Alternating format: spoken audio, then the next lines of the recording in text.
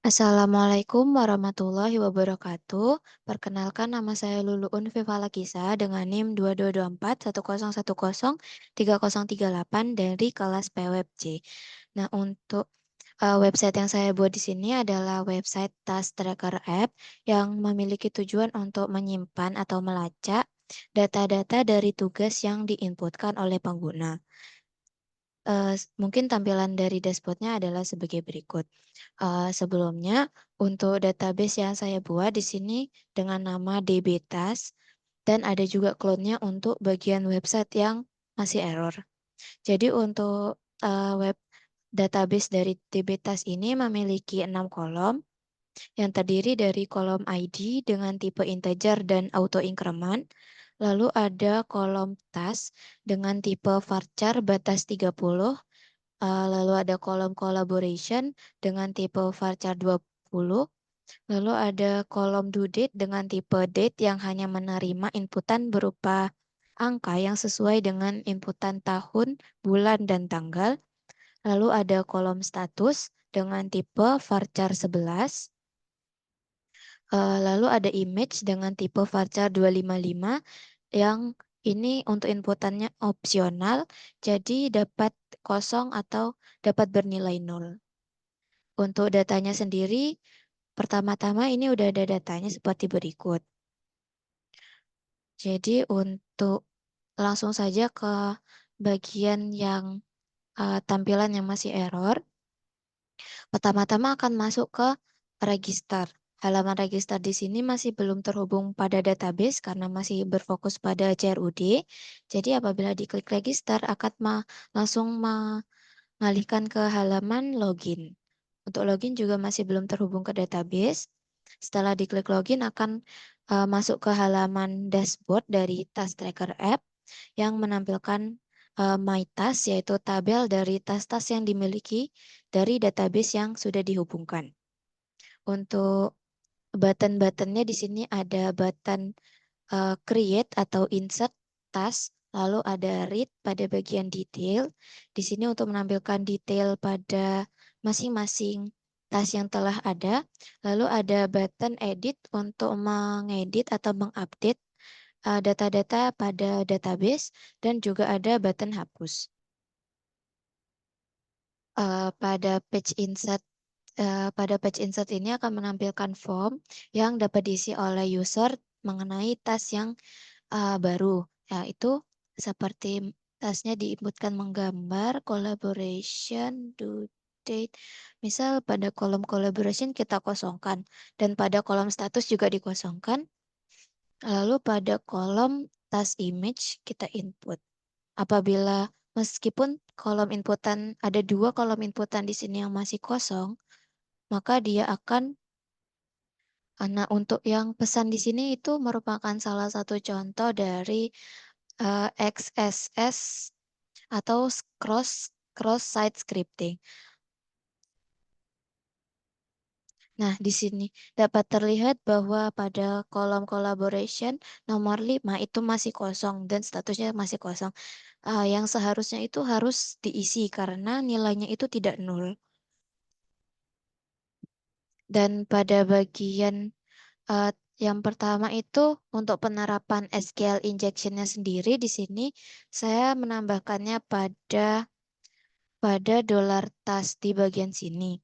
Nah, untuk dolar tas di sini itu saya menggunakan SQL injection yaitu drop table yang dapat mengakibatkan tabel pada database itu hilang atau terhapus. Jadi yang dimaksud dengan SQL injection sendiri ini merupakan uh, serangan di mana penyerang itu dapat memanfaatkan kerentanan dari sebuah website yang memungkinkan untuk menyisipkan perintah SQL yang berbahaya. Contohnya yaitu drop table yang dapat menghapus tabel pada database. Untuk yang cross-site scripting atau XSS sendiri ini merupakan uh, seseorang dapat menyisipkan skrip berbahaya ke dalam codingan. Di sini saya contohkan XSS ini itu dapat dieksekusi maka akan menampilkan sebuah tampilan kepada pengguna. Jadi tampilan itu contohnya seperti saya contohkan seperti script alert XSS attack. Jadi akan memunculkan tulisan XSS attack ini.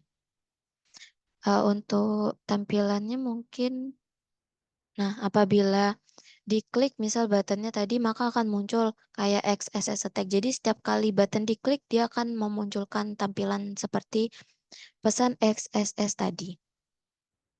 Untuk selanjutnya itu ada pada contoh misal diinputkan tadi pada bagian due date itu harus diinputkan angka. Jadi kalau tidak sesuai, misal pada seperti ini kan ada karakter tanda penghubung. Jadi itu tidak sesuai. Apabila inputannya tidak sesuai, sebelum ditambahkan eh, sebuah validasi, maka dia akan error dengan keterangan SQL incorrect date. Jadi tidak ada kesalahan pada bagian date yaitu value 23 pada kolom due date karena tidak sesuai dengan inputannya. Setelah itu apabila inputannya lebih panjang daripada ketentuan jumlah karakternya. Semisal pada bagian tas di sini memiliki batasan yaitu 30. Jadi apabila lebih dari 30, dia akan error dengan keterangan data too long for column task at row 1. Jadi seperti itu. Sebelum validasi dilakukan. Eh, setelah setelah validasi dilakukan, maka contohnya sebagai berikut. Ini ada pada website bagian folder tugas 10 yang sudah benar. Untuk registernya sama, masih belum terhubung dengan database.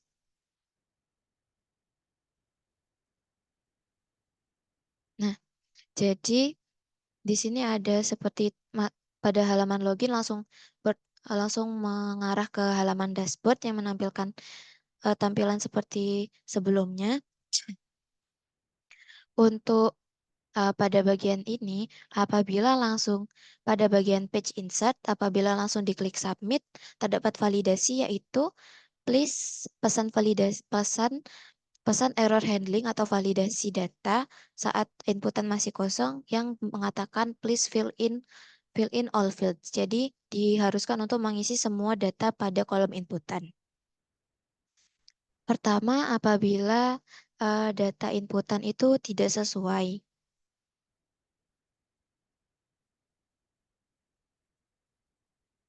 Jadi misal pada bagian tas di sini lebih dari jumlah data karakternya. Akan muncul pesan input column task is too long. The limit is 30 characters. Dan apabila pada bagian due date tidak sesuai, karena harus diinputkan hanya angka, maka akan muncul pesan input kolom due date must contain only numbers. Jadi pada kolom due date hanya harus hanya mengandung angka, tidak boleh karakter. Nah, mungkin kalau sudah sesuai, maka dia akan otomatis masuk ke tampilan dashboard dengan database-nya langsung masuk, menggambar seperti ini. Untuk button insert sudah, lalu selanjutnya ke button read. Di sini saya menambahkan button read pada bagian detail. Apabila bagian button check ini diklik, maka akan mengarah ke detail page, menampilkan detail dari masing-masing baris. Contohnya di sini pada nomor 1 ada class diagram, collaboration analyst, due date-nya seperti berikut, lalu statusnya to do, dan task image-nya akan dimunculkan juga. Untuk kembalinya dengan mengklik ke bagian button dashboard, lalu untuk bagian edit, di sini akan mengarah ke tampilan halaman update update task. Di sini akan mengambil data-data dari database dan apabila diganti, semisal ini kita ganti on progress.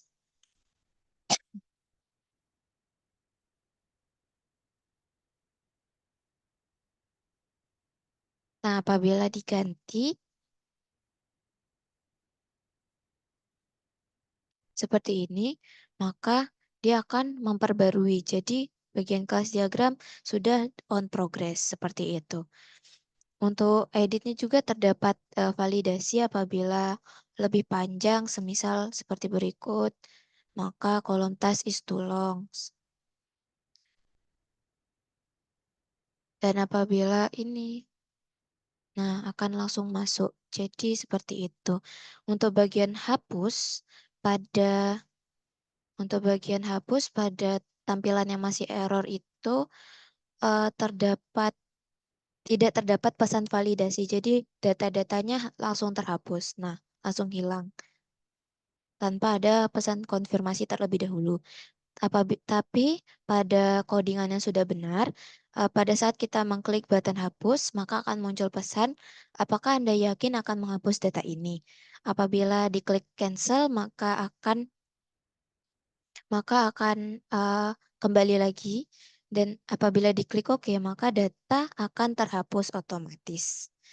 Untuk bagian dari codingannya sendiri itu ada saya membuat folder-folder yaitu PHP, JS, Image, dan CSS. Untuk bagian index.php-nya ini merupakan yang untuk mengawali akan mengarahkan ke bagian register.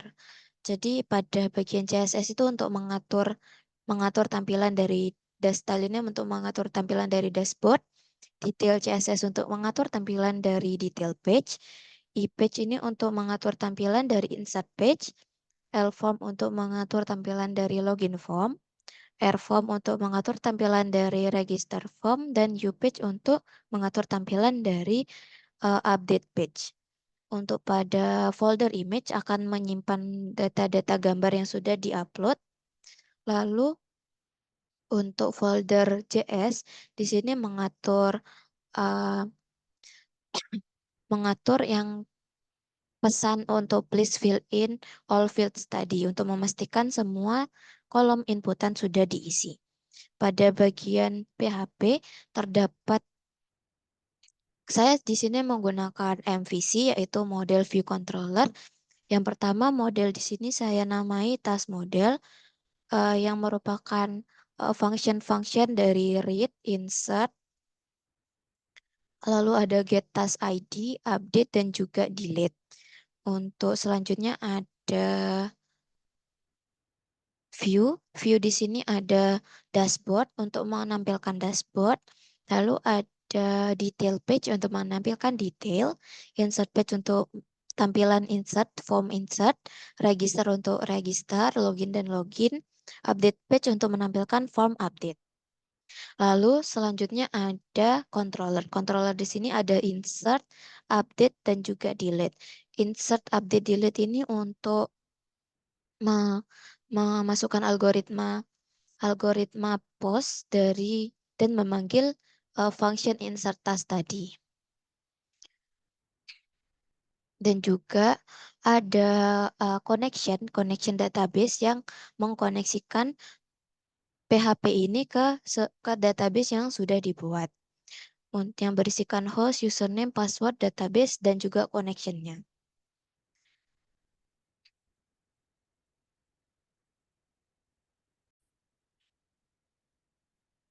Baik, mungkin selanjutnya itu ada yang terakhir ada button logout. Jadi apabila button logout di sini diklik, maka dia akan langsung mengarah kembali ke bagian dari login account-nya. Mungkin sekian penjelasan mengenai website yang saya buat yaitu Task Tracker App. Kurang lebihnya saya mohon maaf. Wassalamualaikum warahmatullahi wabarakatuh.